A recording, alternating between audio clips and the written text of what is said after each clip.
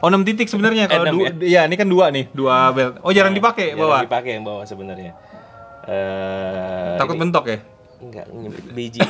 Iya itu maksud gua.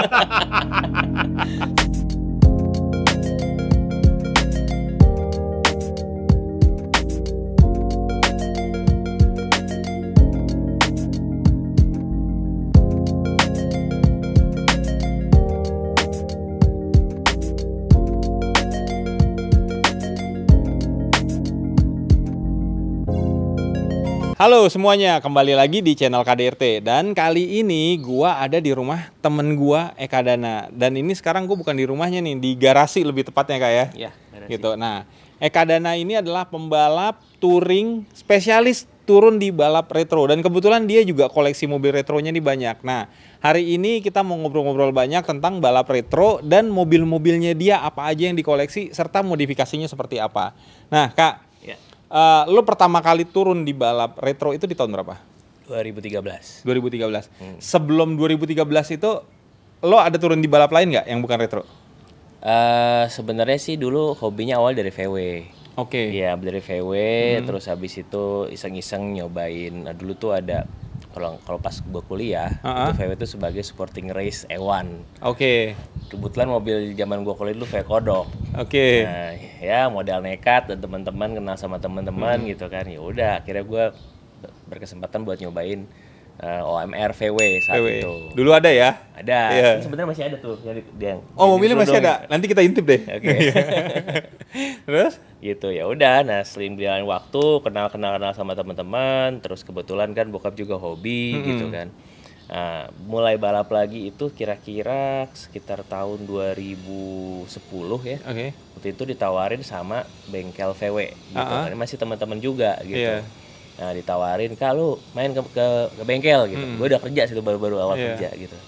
"Ngapain?" "Udah, mainnya ke bengkel." "Oh, gue sibuk." gitu. Enggak, lu main aja ke bengkel." "Ngapain sih?" "Dikirim lah foto." Itu masih zaman BBM tuh, dikirim foto dengan mobil balap. Oke, berangkat. Gue langsung berangkat gitu kan ke bengkel. Gue lihat mobilnya udah proper, udah memang mobil balap gitu kan. Ya udah, akhirnya gue balap lagi tuh sekitar 2010. Yang pas gue balap, bokap gue tuh kebetulan memang udah main DX waktu itu. Dia panas gitu. Akhirnya dia pasang roll bar juga dan akhirnya balap juga di saat yang sama. Oh gitu. Jadi mobilnya tuh tadi malah bukan mobil balap ya? Karena Mobil bokap harian, kepengen juga di roll barin langsung. Iya, cuman modal swap engine doang 4AG waktu itu. 4AG ya. Ntar mobilnya tuh masih ada yang ujung yang sekarang udah. Nanti satu-satu kita lihat nih. Nah, terus apa namanya? Sekarang mobil yang di sebelah lo ini adalah mobil yang sering lo pakai nih dibuat balap. Ini turun di kelas apa, Kak? Ini di Super Retro. Super Retro ya. Iya. Nah, oke, gue mau nanya tentang balap retro dulu. Balap retro itu ada berapa divisi sih? Oke, jadi balap retro itu belakangan ini baru dibuka namanya Retro Open kelasnya. Oke. Retro Open itu sebenarnya basically itu free for all lah. Oh, FFA-nya gitu, ya. FFA-nya gitu. Nah, kalau berarti ada 5 ya, paling yang paling kecil cc-nya itu yang 1600. Oke. Jadi itu Retro 1600 yang SOHC, lalu ada Retro 1600 Max itu di OHC. Ini masih karbu ya. Lalu ada Retro Max 2000 itu juga masih karbu gitu kan. Dan Super Retro, nah Super Retro ini boleh injection dan boleh 6 speed gitu ya. Lalu ada Retro Open, ada FFA. Nah, Retro Open itu di situ boleh kayak lu misalnya sequential kurang lebih gitu atau turbo gitu. Kayak ada teman kita Mas Denny pribadi. Mas Denny masuk situ retro ya. Retro Open. Itu di tahun berapa tuh Retro Open itu? Pertama kali. Sebenarnya sebelum pandemi ya.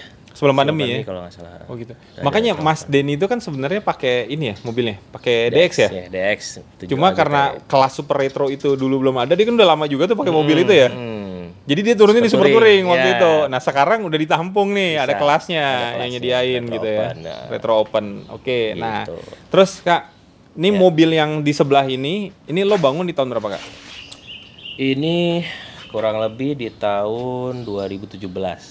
Oke. Ya kan, jadi 2017. Jadi sebenarnya waktu itu sebelum itu kan gue pakai yang DX1 lagi yang mesin F20C. Nah, F20C itu start dari 2015, jadi udah 2 tahunan lah saatnya refresh ya gitu ya. Nah, kebetulan ada teman nawarin, dia sebenarnya dulu balapan juga pakai DX gitu ya. terus dia accident. Oh, oke. Jadi sasisnya udah nggak bisa dipakai lagi. Oh.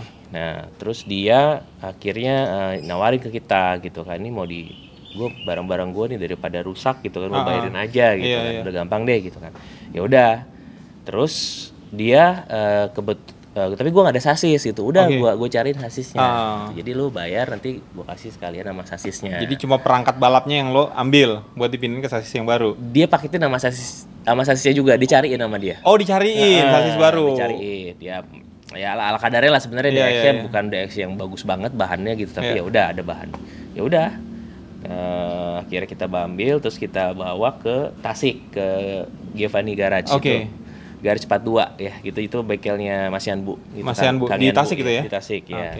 Memang kita di Yanbu itu udah lama jadi racing supporter kita gitu kan. Nah, itu kirim ke sana. Bangunnya tuh cepet banget. Jadi nggak nyampe dua setengah bulan udah jadi. Oh gitu ya? Iya. Jadi waktu itu tuh memang ngejar waktu gitu kan. Padahal di tengah-tengah bulan puasa juga waktu itu gitu, digeber abis gitu. Jadi waktu itu maunya konsepnya kayak gimana Kak gitu kan. Kita diskus sama bokap juga kan gitu.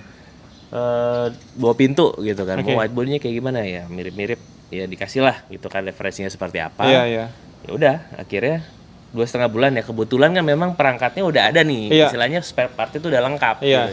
Cuma tinggal bangun body, roll bar, shockbreaker semua, rem udah tinggal pasang gitu. Oh, oke. Gitu. Ya udah, gua tuh ini ya, gua seneng sama pembalap tuh yang punya taste. Ketika ngebangun mobil balapnya, ngebangun bodinya itu juga nggak asal-asalan. Nah, tadi kan lu bilang ngobrol sama bokap ya? Iya. Ngobrol sama bokap tentang konsep body kitnya nih, seperti apa? Lu terinspirasi dari mana nih sama bokap nih?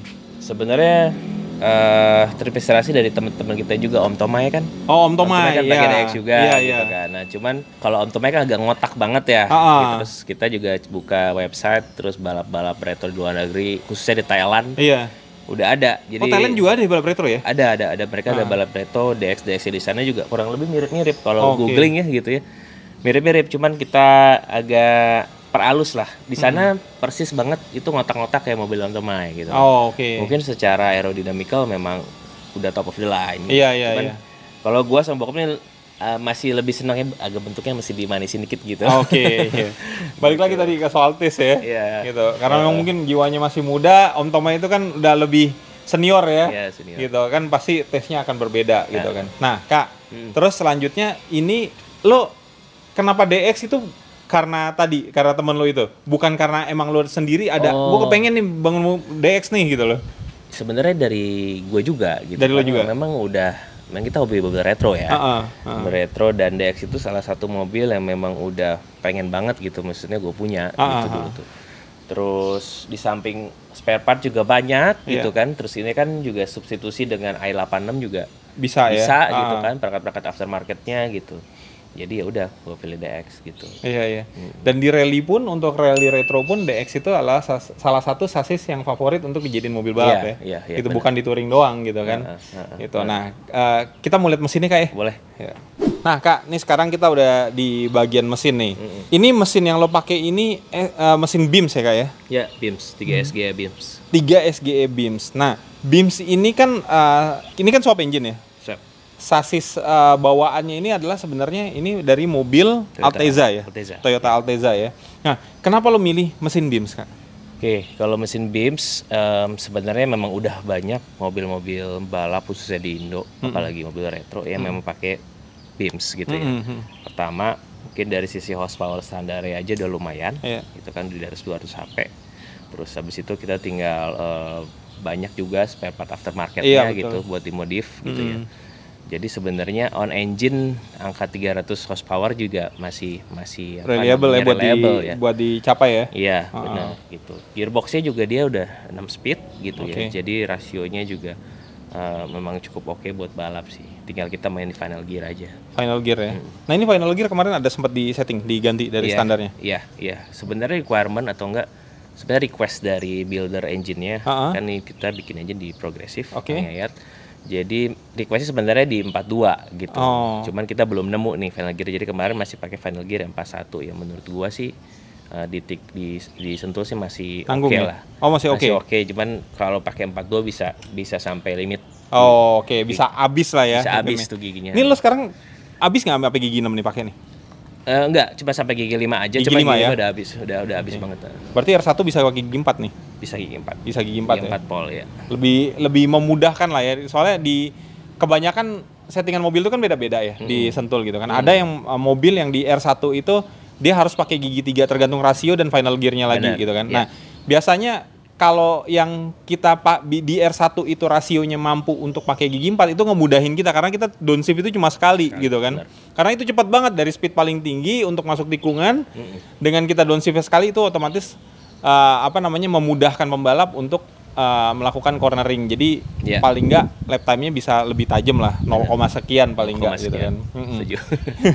Bener Nah, banget. terus berarti di sini internal nih juga udah nggak standar nih Kak ya? Udah nggak standar. Udah full toda tadi ya kita ngobrol Iya, ya. udah full pakai full toda. toda, cuma di sini karena memang regulasi akhirnya ini dirubah pakai karburator. Nah, sebenarnya kalau di kelas yang gue ikutin, pakai injeksi pun nggak masalah. Nggak masalah. Ya. Tapi dulu pas gue beli bahan-bahan spare partnya, Oke. memang sudah karburator. Oh, udah karburator. Nah, jadi mau nggak mau, ya udah kita memang Terusin gitu. Iya, Terusin iya. develop dengan karburator gitu. Siap. Nah, terus berarti ini radiator juga udah diganti, ini 2 ply nih Kak ya? Ya, 4-ply. Oh, 4 ply ya? 4 ply, koyorat, terus apa lagi nih Kak yang di-upgrade? Suspensi gimana Kak? Oke, suspensi itu kita pakai BC. Ini juga pas kita beli bahan-bahan spare partnya udah dapat nih coilovernya gitu. Oh. Udah dapat, terus habis itu ini rem Rem ya? kita pakai BBK Cashport ya? 6 speed, Oke. 6 pot ya. 6 pot ya? Terus pelek kita pakai Rotagrid yang 8 inch. 8 inch ya? 8 inch. 15 lebar 8 ya? 15 lebar 8. Oke, depan belakang sama rata? Depan belakang sama rata. Oke. Terakhir sih dulu waktu kita masih ada ETRK, kita pakai ETRK ya yang 215 gitu. Cuman sekarang karena udah nggak produksi Udah nggak kita produksi pakai lagi ya? GT ya. Pakai SXR. ban GT ya, XSR. Oke.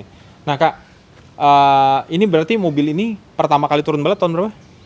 2015 kalau ini. 2015. Dari 2000 Sorry, 2017. Oh, 2017. Dari 2017 lo pakai, ada kendala apa nih yang lo rasain? Alhamdulillah sih kalau soal mesin ya Awet.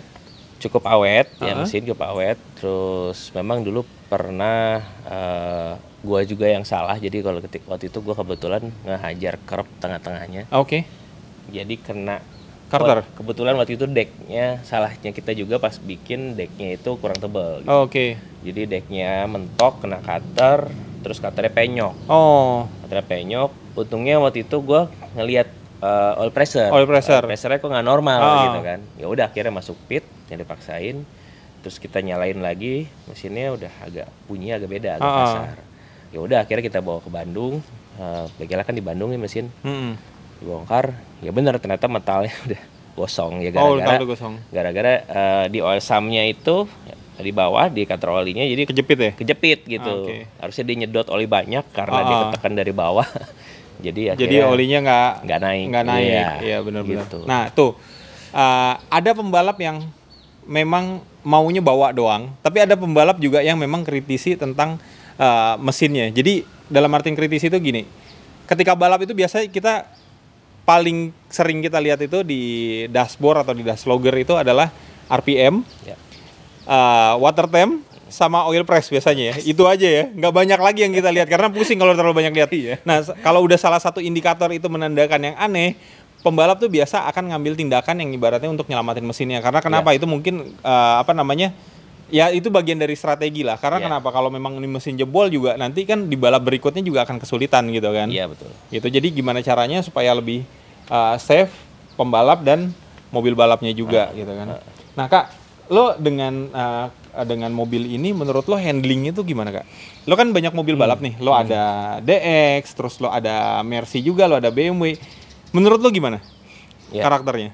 Karakter DX ini sebenarnya apa ya? Fun to drive. Fun to drive. Iya, dia bukan yang mobil yang benar-benar nyaman banget gitu ya. Bukan juga mobil yang benar-benar ngegrip banget gitu. Cuman ada artnya lah gitu. Ada artnya ya. Jadi kalau misalkan ketemu settingan yang pas, dia bisa kencang banget gitu kan. Sekarang ini kan base time-nya masih 150 sekian gitu ya. Target gue sih masih sekitar di bawah 150 harusnya masih bisa gitu kan. Nah, kita perlu diet sih sebenarnya. Makanya tadi kita ngobrol roll bar ya, soal roll cage ya gitu kan. Kita kebetulan roll cage-nya masih berat ya. Masih berat, iya. Betul. Iya. Ya itu sih. Fun to drive. Bener. Berarti ini masih akan terus di development supaya mobilnya bisa waktunya bisa di bawah 150. Iya. Nah Kak, kalau buat teman-teman yang pengen balap juga nih, lo merekomendasikan ini nggak untuk misalnya ada yang pengen balap tuh kan gini, ada orang pengen mulai balap tuh bingung, gue mau turun di kelas apa ya gitu kan. Ada yang pengen OMR, ada yang pengen Super Touring, ada yang pengen DX. Menurut lo ini untuk pemula DX ini udah cukup belum buat untuk memulai balap? Oke. Sebenarnya kalau pemula ya kita lihat dulu nih. Kalau gua kan passion awalnya memang hobi ya. retro gitu kan. Kalau memang dia passionnya mau apa dulu nih? Passionnya mau jadi pembalap kah gitu kan, apa memang pehobi balap gitu. Kalau gua kan dulu sebenarnya pehobi balap nih. Jadi suka mobil retro terus suka mobilnya kenceng terus jadi dibalapin di arena yang proper gitu. Iya betul. Kalau buat pemula kalau memang dia passionnya di suka mobil-mobil tua, mobil retro, ya DX salah satu pilihan ya. Salah satu pilihan ya.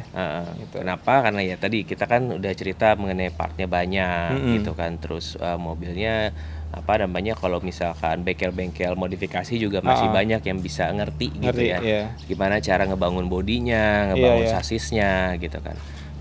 Basically sebenarnya yang penting itu sebenarnya dari sasis sama body gitu. Sasis sama body. Iya, sasis sama bodinya kalau mobil tua itu kan pasti rentan kropos. Betul. Gitu kan, rentan kropos, terus sasisnya itu lurus apa enggak Iya, gitu betul, kan. betul. Itu paling utama itu dulu. Sasis sama body yang kroposnya dibenerin gitu kan, terus di reinforce kalau bisa. Baru abis itu ke roll cage, baru masih itu sebenarnya belakangan gitu, betul. Gitu. Kalau mobil retro ya, kita mulai dari situ. Tapi nggak mobil retro doang sih. Sebenarnya kalau kita mau membangun mobil balap secara proper itu memang kita harus siapkan sasis dan kaki-kaki itu secara sempurna dulu. Karena kalau soal mesin itu kalau kita udah nemu engineer atau mekanik yang tepat, mereka itu udah punya formulasi yang ibaratnya tuh udah punya pakemnya lah gitu kan.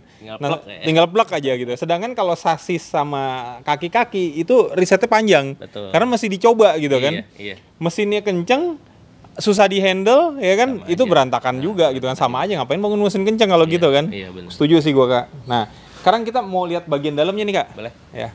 Nah, sekarang kita udah di bagian dalamnya. Sekarang kalau kita lihat nih posisinya nih udah, kalau bahasa anak-anak gaul tuh udah PW, posisi buena.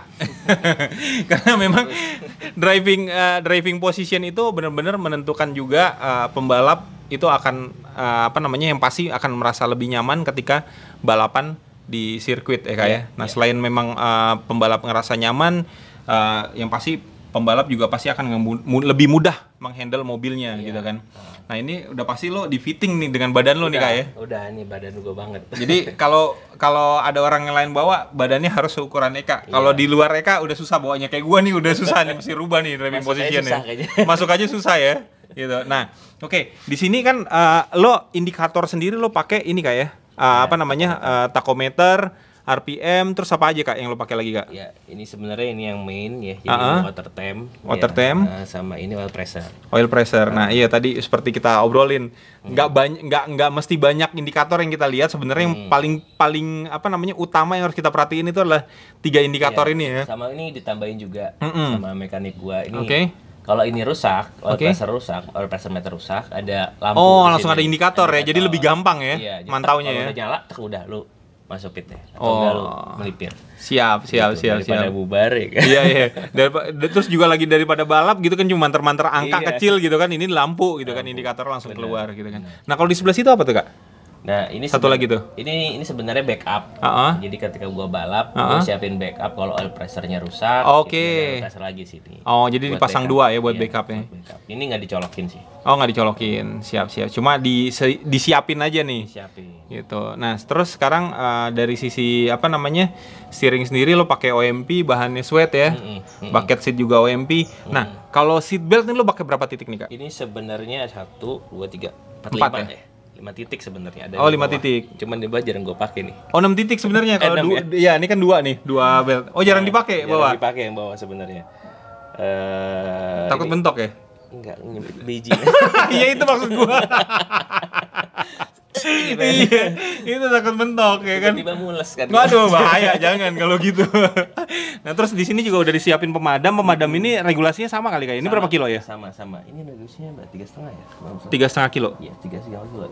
Oh, oke. Terus yang di apa namanya? Yang di box itu apa tuh, Kak? Nah, ini sebenarnya air ya isinya. Jadi buat water injection ya. Oh. Gitu. Sebenarnya bukan nyemprot ke bahan bakar atau ke karburator, tapi ini ke radiator. Ke radiator ya, buat pendingin ya, pendingin. betul. Ini mencapai di sini.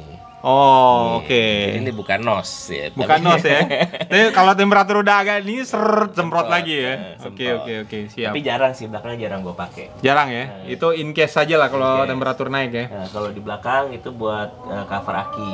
Oh, cover aki. Oke, aki juga udah ditempatin ke bagian dalam. Dalam. Nah, terus itu ada fan juga kayak di bagian belakangnya? Ya, itu gunanya sebenarnya ketika kita lagi hujan. Oh. Lagi hujan kan mesin biar di depan. nggak fogging. Biar nggak fogging. Itu ngaruh banget nggak? Ngaruh banget. Ngaruh banget. Even kalau gua tutup nggak gua buka juga nggak akan fogging. Oke, gua masih tiru tuh. Iya, tapi di belakang jangan lupa dibolongin ya. Oh, di belakangnya, di bagasi. Nanti kita lihat bagian belakangnya ya. Gitu. Nah, terus ini roll cage sendiri ini juga ini udah tembus ke depan Kak ya? Udah tembus ke depan. Udah 8 titik berarti ya? Ya, ini justru yang apa namanya bikin gue alhamdulillah waktu itu gue pernah kecelakaan di BSD gitu gara-gara rem gue bermasalah, blong. Itu kalau nggak ada roll cage yang tembus ke depan mungkin bisa ngeblesek ya, lebih ngeblesek ke dalam ya. Tapi karena ada itu ke tower jadi lumayan ngejaga si rangka depannya buat tetap terkuat gitu. Iya, tetap ngedorong ke dalam lah ya, impactnya gitu kan. Nah tuh makanya pentingnya ngebikin roll cage, desainnya itu juga memang harus benar-benar proper untuk yang pasti yang pertama itu adalah untuk safety-nya. Kedua itu akan ngebantu rigid dari mobil ini sendiri supaya mobilnya juga lebih gampang di handling gitu kan. Yang pasti safety-nya dulu. Nah terbukti tuh sama Eka kan, udah dibuktiin langsung sama Eka balap di BSD waktu itu crash. Dan ternyata impact-nya nggak begitu parah karena memang roll cage-nya dibikin secara benar sampai dibikin 8 titik nyambung ke tower suspension-nya gitu kan. Nah, yaudah nanti kita lihat bagian belakangnya nih Kak ya, bagian fueling ya di belakang itu ya. Fueling. Oke, siap. Oke, nih sekarang kita udah bagian belakang mobil. Nah, ini kita lihat nih sebelum kita buka bagasinya nih ada wing yang cukup lebar yang Eka pakai nih. Kak, lo pernah ngerasain nggak antara pakai wing sama enggak apa bedanya? Oh, pernah dong. Pernah ya? Gimana Kak? Banget. Jadi ini kan gerak roda belakang ya, ini mobil ya. Mobil gerak roda belakang. Jadi ini tuh wing sangat berfungsi. Kerasanya sama gua ya. Meskipun bukan wing yang branded atau gimana, tapi yang penting fungsinya. Iya, fungsinya itu betul. Ketika fast turn. Jadi ketika di R1, R2 di mana itu kan kita belok tenikung dalam kondisi kencang ya. Betul. Gitu kan. Jadi itu ngaruh banget kalau nggak pakai wing. Belakang gua pasti geser. Setuju sih. Itu yang gue rasain juga di Genio gue. Kenapa gue juga pakai GT Wing? Karena memang di di belokan yang dengan kecepatan tinggi mobil itu pasti lebih gampang snap. Karena kenapa? Karena memang pada saat kita cornering itu kan mobil butuh grip ekstra gitu kan. Betul. Nah, grip ekstra itu didapatkan dari wing ini yang dipakai gitu kan. Gitu. Nah, terus selanjutnya kita akan lihat nih bagian dalamnya seperti apa nih sistem fuelingnya. Ya Kak. Oke, nah ini sekarang udah dibuka bagian bagasinya. Yang sistem bahan bakarnya juga untuk penampungan bahan bakarnya tangkinya yang di bawah seperti umumnya mobil balap udah dinaikin ke atas ya Kak, ditempatin di bagasi ini. Nah ini kalau untuk pompa-pompanya sendiri ini udah pakai internal apa eksternal Kak? Eksternal ya. Eksternal itu emang lebih baik sih untuk digunakan di mobil balap karena memang pengalaman gua kalau pakai internal apalagi tangkinya kotak kayak gini, misalnya nggak didesain secara bagus, itu pada saat kita belok kan pindah-pindah ya bahan bakarnya. Nah itu bisa pada saat bensinnya udah mulai surut, itu akan berebet biasanya karena nggak nyedot, karena kan pindah-pindah tuh dia liquidnya gitu kan. Nah sekarang tangkinya ini custom apa gimana Kak? Ini sebenarnya brand namanya mereknya Jazz. Oh Jazz ya. Jazz Products. Jadi memang ini juga saya dapatnya pas ngambil spare sekalian itu ya. Mobil itu. Jadi udah dapat tangkinya Jazz. Nah ini juga kapasitasnya nggak begitu besar ya, cuman kurang lebih 30 literan lah. Oh 30 liter ya? Itu pun kalau balap gua nggak pernah isi full. Oh nggak pernah isi full? Nggak pernah isi full. Berarti irit banget dong nih mobil? Enggak sih. Oh enggak, kalau tadinya kalau Irin mau tanya, mau bisa dipakai harian apa enggak nih? Nah oke, terus selanjutnya ini kita lihat tadi ngintip tuh bagian fan-nya. Kak, nih fan-nya nih fan apa Kak ya? Exhaust fan biasa apa gimana Kak? Exhaust fan biasa sebenarnya. Ngambil dari mobil Karimun. Oh, fan-nya Karimun ya? Fan-nya Karimun, cuman kita taruh di belakang. Oke. Fungsinya adalah ketika kita hujan. Mesinnya di depan, hawa panas dari depan, ya kan? Nah, hawa panas dari depan, kita itu kalau pakai ini, jadi bisa disedot ke belakang nih. Oke. Angin panas sedot ke belakang, nah keluar dari sini. Nah dari sini keluar, itu supaya di dalam itu hawanya nggak begitu panas. Jadi kan biasanya kalau hujan di luar dingin, di dalam panas kan suka berembun tuh. Itu dari sisi kacanya. Iya betul, setuju. Gitu. Tapi ini bener-bener ngebantu Kak. Bantu banget. Itu kalau dari 100% kita ngomong angka nih ya, misal dari persentase 100% ngembun, itu bisa berkurang ke berapa persen Kak dengan penggunaan fan ini? Bener, totally nggak ada embun. Totally nggak ada? Nggak ada sama sekali. Boleh nih di aplikasi nih nanti buat Vario nih, jadi inspirasi juga nih. Untung main ke sini ya kan? Gitu. Nah ya udah, terus selanjutnya ini lo kaki-kaki tadi kita udah bahas, velg juga kita udah bahas. Terus lap time-nya juga tadi udah Eka sebutin tadi udah bisa 150 Kak ya. Dan nanti akan terus di developing supaya waktunya bisa lebih tajam lagi di bawah 150. Nah, untuk di kelas lo sendiri ini sekarang saingan lo itu waktunya paling kenceng itu berapa Kak ya? Kalau di race, waktunya paling ini sekarang 148, 149 lah. 148, 149. Kalau pas race ya, gitu. Kalau pas QTT bisa lebih tajam lagi ya. Oh gitu ya. Ya karena ada gap kan gitu kan. Betul. Terus ya udah, mudah-mudahan sih harusnya sih dari 150 ke 149 sih nggak jauh lah, 1 detik. Mungkin developing sama dress up dikit mobilnya udah bisa nyentuh 149 atau 48 nantinya gitu kan. Ya udah, nih setelah ini kita mau ngintip lagi mobil-mobil apa aja yang ada di garasinya Eka. Oke Kak? Oke. Siap.